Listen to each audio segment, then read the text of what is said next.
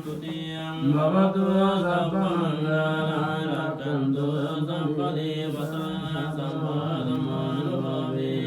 सदुःखे भवन्तु तियं भवतु सर्वमङ्गलानि रक्षन्तु सम्पदेवता सम्पदमानुभावेन सदुःखे भवन्तु ते